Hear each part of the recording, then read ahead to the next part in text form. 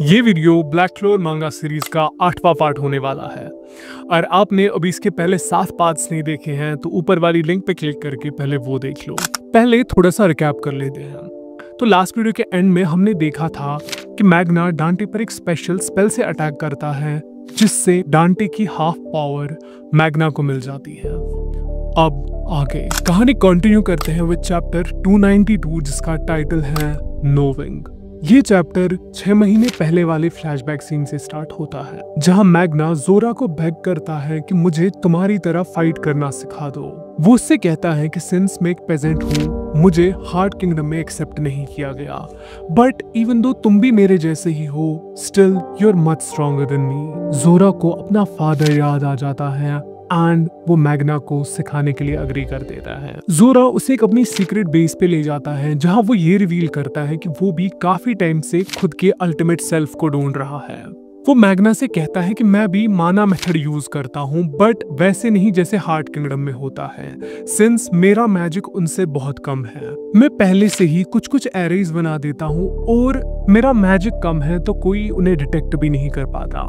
उन एरेज की हेल्प से मैं एक एनिमी की स्ट्रेंथ उसी के अगेंस्ट यूज करता हूँ, बट वो चीज साथ में अचीव करने के लिए हम दोनों को ऑब्वियसली माना और खुद को और डीपली समझना पड़ेगा।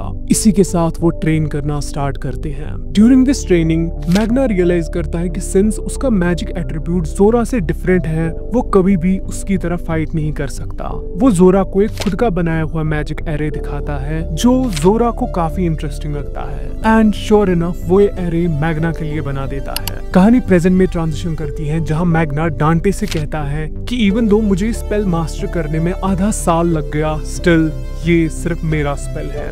वो उससे कहता है कि अगर तुम किसी तरह से इस स्पेल को ब्रेक कर भी दो तब भी you will lose control and तुम पागल हो जाओगे। डांटे को बिलीव ही नहीं होता कि एक पेजेंट इतना पावरफुल स्पेल कैसे यूज कर सकता है। जोरा जैक से कहता है कि अगर हम फाइट में इंटरफेयर करेंगे तो उससे स्पेल पे असर पड़ सकता है, तो फॉर नाउ हम बस फाइट को स्पेक्टेट कर सकते हैं। डांटे और मैग्ना के बीच एक अच्छी खासी फाइट स्टार्ट हो जाती है जहां उन दोनों के ही अटैक्स इफेक्टिव लगने लगते हैं, बट जैसे ही हमें लगने लगता है कि मैग्ना मे बी डांटे को डिफीट कर सकता है, डांटे जोर से हंसने लगता है।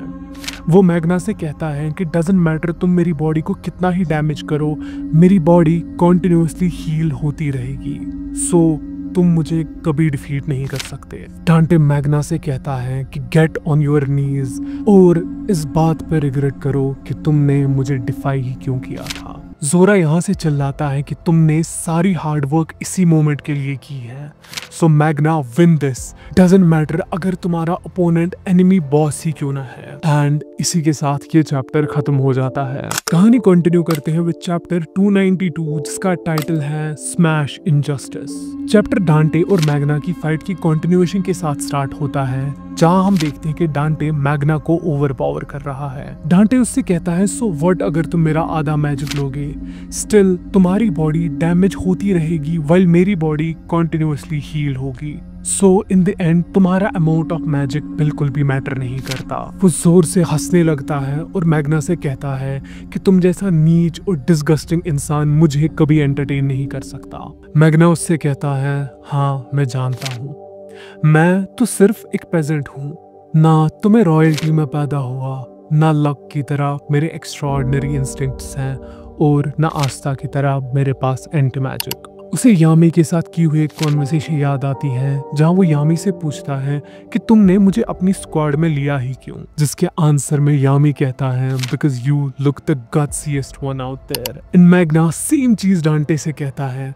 वो उससे कहता है कि भले ही मेरे पास कोई स्पेशल एबिलिटी नहीं है स्टिल मेरे पास एक चीज है और वो ये है कि when it comes to guts मुझे कोई नहीं हरा सकता। वो फुल फोर्स से डांटे पे अटैक करता है और उससे कहता है कि मैंने इस मैजिक स्ट्रेटजी को डेवलप करने के लिए बहुत टाइम के लिए ट्रेन किया है, तो तुम्हारा कोई हक नहीं बनता कि तुम इसके बारे में कंप्लेंट करो। अगेन उसके और डांटे के बीच एक खतरनाक फाइट स्टार्ट हो जाती है। मैग्ना काफी बुरी तरह से इंजर्ड हो जाता है और डांटे उससे कहता है क्या तुम अभी भी अपना सच नहीं देख सकते, नो मैटर एक इंफीरियर कितना भी स्ट्रगल कर ले इट्स पॉइंटलेस। सडनली डांटे रियलाइज करता है कि उसकी डेविल पावर डिसअपियर हो गई है। वो फ्यूरियस हो जाता है और मैग्ना से पूछता है कि तुमने ये कैसे किया, जिसके आंसर में मैग्ना कहता है, ओ ये सिंपल है, हम दोनों का मैजिक खत्म हो चुका है। डांटे रियलाइज करता है कि सिंस उसका खुद का मैजिक खत्म हो गया है, उसकी वजह से लूसीफर और उसके बीच की लिंक भी टूट गई है। मैग्ना उससे कहता है कि अब तुम कोई भी ढंग की स्पेल यूज नहीं कर पाओगे एंड वो उस पे अटैक कर देता है। बट अभी भी डांटे ये चीज मानने के लिए तैयार नहीं होता कि मैग्ना जैसा पेजेंट उसे डिफीट कर सकता है। हम देखते हैं वहां पे नैट, लक और आस्था पहुंच जाते हैं और वो डांटे की हालत जो मैग्ना ने की है उसे देखकर कंप्लीटली शॉक हो जाते हैं। एंड इसी के साथ ये चैप्टर खत्म हो जाता है। कहानी कंटिन्यू करते हैं विद चैप्टर 294 जिसका टाइटल है एज प्रॉमिस्ड। चैप्टर की स्टार्टिंग में ही हम देखते हैं कि फाइट फाइनली एंड हो चुकी है और मैग्ना ने डांटे को डिफीट कर दिया है। इसके बाद एक क्यूट सा मोमेंट होता है जहां आस्था मैग्ना से कहता है कि मैं और कैप्टन यामी बेयरली इस आदमी को हरा पाए थे एंड आपने इसको अकेले हरा दिया। You are completely awesome mister Magna. और फिर हमेशा की तरह मैग्ना वो फ्लेक्स करने लगता है। I personally love these kind of wholesome moments in black clover anime and in मांगा। नैट भी ये चीज देख के शॉक हो जाता है कि मैग्ना ने एक डार्क ट्रेड मेंबर को डिफीट किया जिसकी पावर एक सुप्रीम डेविल के बराबर थी। यहाँ से हम देखते हैं कि मॉरिस क्लीपाथ के थ्रू और भी डेविल्स को इस वर्ल्ड में एंटर करवा रहा है। नैट बाकी ब्लैक बिल मेंबर्स को कहता है कि इवन दो डांटे को मारने से क्लीपाथ की एफिशिएंसी कम हो जाएगी, लेकिन जब तक हम और दो मेंबर्स को नहीं मार देते तब तक हम उसे पूरी तरह से नहीं रोक सकते। वो उनसे कहता है कि सिंस उन दो मेंबर्स के अराउंड मैजिक बहुत स्ट्रांग है तो वो शैडो मैजिक के थ्रू उन्हें वहां पे नहीं ले जा सकता और सभी ब्लैक बुल्स वहां से चले जाते हैं। यहाँ से हम देखते हैं कि डांटे एक डिसफिगर्ड फॉर्म में वापस उठ जाता है एंड वो चीखने लगता है कि तुम जैसे लोग मुझे कभी नहीं हरा सकते। जैक उससे कहता है कि तुम्हारा रिकवरी मैजिक सच में अमेजिंग है, बट जिस मैजिक पे तुम इतना प्राउड हो उससे अभी तुम्हारी बॉडी कंट्रोल ही नहीं कर पा रही। जैक उससे कहता है I don't hate stubborn guys, but आज एक छोटे इंसेक्ट ने फाइट जीती है एंड मैं तुम्हें उसकी खुशी ट्यून नहीं करने दूंगा।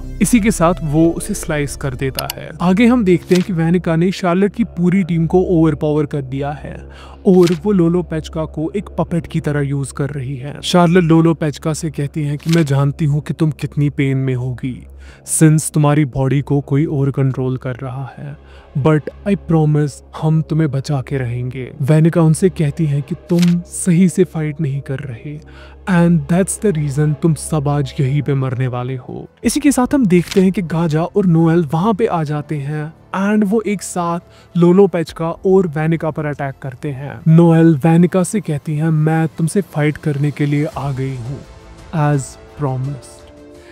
एंड इसी के साथ ये चैप्टर खत्म हो जाता है। Wow, that was a lot of work. But yeah, that's it for today guys. I'll see you in the next one. Till then, stay cultured. Bye bye. Sayonara.